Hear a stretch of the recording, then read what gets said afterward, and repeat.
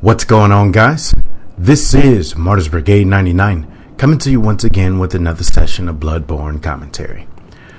Alright guys, so at least up to this point I have created a few short commentaries. One giving my first impressions, another talking about the evolution of Bloodborne.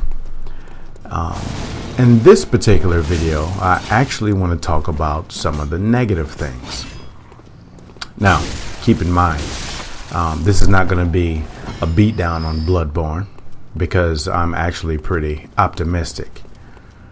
My experiences with the PvE, the movements, the controls, all of that really gives me a lot of optimism with regard to how this game is going to end up in the long run.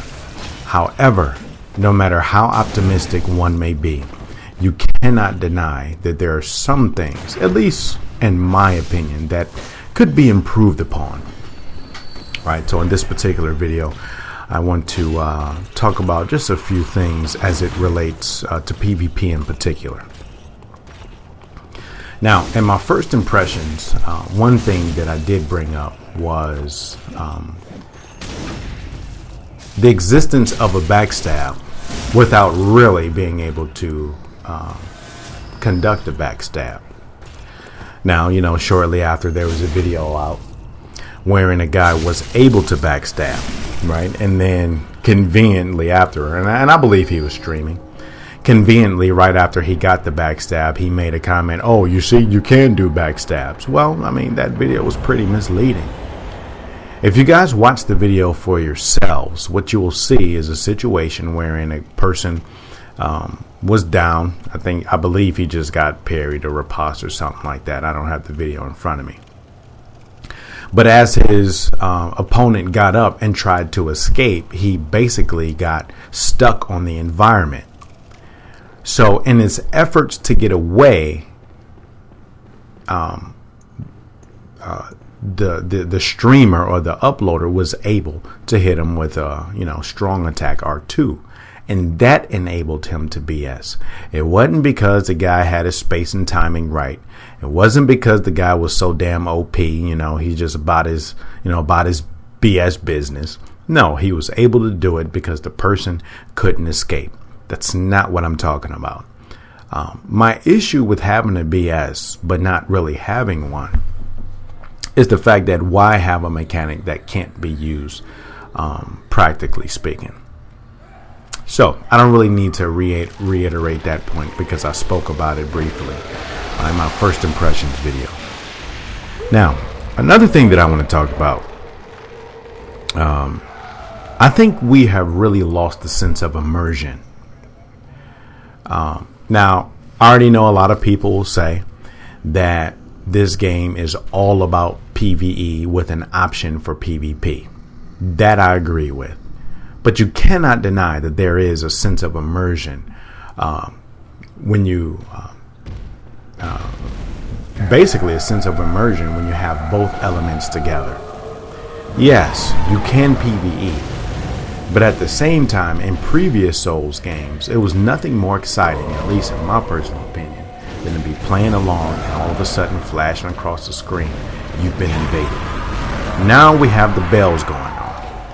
So the surprise, the element of surprise, at least in my opinion, is non-existent. Because now you can be invaded once a person rings a bell. So basically, if the bell is not ringing, or if you're not in the nightmare area, you can almost guarantee 99% out of 100 that you will not be invaded. I actually dislike that because you're basically forced with two options. For the most part, a duel, in which the reason why I say is a duel because if another person is ringing a bell, then they expect to PvP. So there's no sense of surprise. There's none of that. Number two, if a person is ringing the co-op bell, they should also expect the person to invade them, right? Because no matter what kind of bell you ring, there's a likeliness that you can get an invader. So I don't really like that. The element of surprise is pretty much non-existent now. And then on top of that, like, how is the host determined? Like, who determines that? I don't think there's no way. And actually, speaking of host, that kind of brings me to another subject. I don't have a problem with taking an HP penalty, as we saw that in Demon Souls. The issue that I have is that we don't have anything equivalent to the foes ring. Now, for any of you guys who have played Demon Souls, and you know exactly what I'm talking about. Yes, you lost HP in Demon Souls. However, there was a ring that you could equip that would give you a damage output bonus because of the deficit. It would actually help to compensate for the deficit. So even if, let's just say you took the HP penalty in Demon Souls, and even if you were matched up exactly with the same weapons, same build, same everything, and you hit each other the same amount of times, the invader would win because they would have the foes ring equipped, which would give them, I believe, a 20 or 30% damage buff. That kind of even things out in Demon Souls. However, in Bloodborne, you have the HP penalty, but you don't have the equivalent of a foes ring, which makes it broken, in my personal opinion. So it's kind of interesting to me when I hear, hosts, bitching and complaining about people healing. Now, let's just kind of get this thing straight. Unless these are formal duels, unless there's a, what you might call designated dueling area, then to me is an invasion. That's how I'm looking at it. Now, some people may argue, well, the nightmare areas are designated dueling areas. Well, you can't really say that because there's a lot of people who just do not want to PvP, who has to go through the nightmare area, because they want to clear certain components of the game. Okay, so have you just place them in the dueling category just because they need to go through an area? Well, I don't think we should do that. So, in the absence of, some type of red soapstone summon sign equivalent, I don't even think you can designate anything as a designated dueling area. In the absence of an arena, in the absence of some equivalent to the red soapstone summon sign, like how are we gonna do that? Now, there's a video out there where the pros are talking about, I forgot what he was saying, but apparently there has been some experimentation with being able to connect with a specific person. I don't know how reliable it is because I haven't tried it myself. But seeing that, they're big names in the community and, pretty much everyone listens to what they say, no matter what they say, giving it the benefit of the doubt without trying it myself, I'm pretty sure is relatively reliable. But again, I haven't tried it.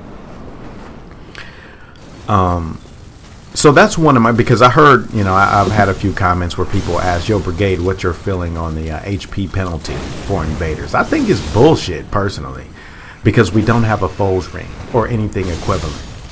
I think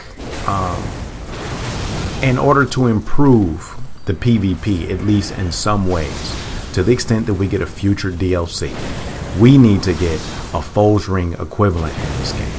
Or we need to get either an arena, to where we can voluntarily match up, or we need to get some type of red soapstone summon sign equivalent. I also think that if we get a patch in the future, they need to get away from this ridiculous bell system. Now, in reality, I don't think that'll happen because they already created the bells. At least from their perspective, they will probably perceive that as a step backwards, wherein you start a bell system and then you take it away. I just really think that it takes away the sense of immersion between the two elements, the PvP and the PvE element. And another thing, determining a host. I know I kind of touched upon that a little earlier, but that's retarded. If I ring a bell, and I want to invade, or I'm looking for another person who's ringing the bell. Let's just say I did have a damn foes ring or something equivalent. How can I prepare myself if we don't have a reliable way to determine who the host is, at least in Demon Souls, if you invaded, you knew that you would be the invader. You can always equip the foes ring. You knew by way of the black stone. I believe that's what it was. I haven't played Demon Souls in a long time. But, you know, when you lay the sign down to set up duels, at least you knew that you would be the one who would be picked up. Therefore, you can automatically equip the foes ring. But with how we have things now, you have to have runes attached. So even if they came up with some type of foes ring equivalent, how could I really prepare? That means I would have to have a rune in place. I believe that's what you call them, but I mean, I don't have it in front of me. If I got the terms wrong, then you guys know exactly what I'm talking about. If I don't have the rune, okay, so let's just say there's 4 slots. All right, so let's just say I'm a Vile Blood, you know, or an Executioner, and then I have 3, you know. Some people will have the stamina, you know, bonus 15%. Some people will have the HP bonus. Well, let's just say there is something the equivalent to the foes ring.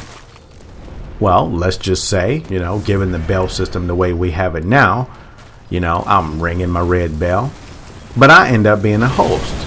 Well, now I've lost a slot that could be beneficial to me. Like, let's just say add a percentage to visceral attacks. Let's just say HP regeneration plus 300 for visceral attacks. I've lost that slot now because of this system wherein who in the hell knows what determines who's going to be the host and who's going to be the invader. I think that system is broken, in my personal opinion. Another thing to deal with the invaders or the PvP component. So according to some of the lore, I guess the Executioners and the Vile Bloods are at odds with each other. Okay, so if according to the lore they are at odds, then how come when you equip, you know, whatever rune they have, how come they don't operate, you know, kind of similar to the Forest Covenant ring? You know what I'm saying? Because I mean, think about it. If it's supposed to be an ongoing conflict between the two, why wouldn't it operate kind of like the Forest Covenant, or sort of like the Dark Moon Blade Covenant? Think about it. When you're in the Dark Moon Blade Covenant, once you equip that item, it would, you know, you can go ahead and play the game, but every once in a while you would meet up with the person who you know, enacted in a certain degree of sin. Well, I mean, if the Vile Bloods and Executioners are at odds with each other, why wouldn't it operate like that once I put on those particular Covenant runes? I think that would make PvP a little more immersive than what it is right now. Because right now it's not. Right now, either you can almost guarantee to get invaded in the Nightmare area, or it's basically a duel because the other person is knowingly ringing a bell, right? So they know there's a likeliness that you could invade them. So the whole invasion system is shit, in my personal opinion. I think it was good in all 3 previous games: Demon Souls, Dark Souls, and Dark Souls 2. I think this is absolutely the worst invasion system we have yet to experience. Now, given the future, you know, we may get, you know, some type of items that will help to compensate for that. Perhaps in future patches, we may get something that will help to improve on that. But as of, you know, April 5th, a little less than 2 weeks after the game's release, I think the invasion system is shit. You know, but then again, that's just my personal opinion. Well, what else is it? So we've talked about the lack of a foes ring equivalent. We touched a little bit upon the healing. My position is, once again, if you play Demon Souls, you shouldn't be surprised because we had grass. But especially in the absence of a foes ring, like if you're a host, like don't get salty if you expect a person. I mean, don't get salty if a person chooses to heal. You know, I mean, really don't get salty. It sucks, but you just automatically get a benefit over the other person. If we both invested enough blood echoes to have 1500 HP, you automatically are going to benefit, and I'm automatically at a detriment. I don't get a damage a damage increase. I don't get any type of increase. I just basically, so in other words, if we both have 1500, I go straight to 1000 or somewhere close to 1000. You still have 1500, which could equal 2 long sword swings, 1, maybe Kirk hammer swing, depending upon what your runes and whatnot. So that's BS. So I'm basically, I don't care about healing, especially as an invader. So that's my suggestion on the rivalry between the Vile Bloods and Executioners. I've talked about the retarded bell ringing system. I talked about a few things. So I think that's pretty much all of my issues that I can think of off the top of my head when it comes to the PvP element. Now, once again, all you crybabies out there, don't get this video twisted. I'm not complaining about the game. I'm actually really optimistic. But no matter how optimistic a person may be, you cannot be so much of a fanboy to where you cannot admit some of the flaws within a certain game. We saw that a lot in Dark Souls 2. Let's just be frank. A lot of the people who told you guys that Dark Souls 2 was basically next to Jesus freaking Christ, they promoted it. They bragged about it, say that it was so much better than Dark Souls 1. Yet, just look at the evidence. Those same pillars didn't even support the damn game. They didn't even support the damn game for a full year. Right? So just look at the evidence. Look at how often they look at how long they supported Dark Souls 1 that they say was actually worse than the sequel. And then look at how long they supported Dark Souls 2. The point is not to talk about them. I'm just giving you an example. The point is to say you cannot be so much of a fanboy to where you cannot admit some of the flaws. And I think that was one of the mistakes that some of these pillars made in the last installment. They were so much of a fanboy that a lot of them wouldn't even, they would just say, well, the game is perfect. The game is great. The game has no flaws. But, as the months went on, people started to realize, well, some people started to realize. So, again, this is not an attack on them.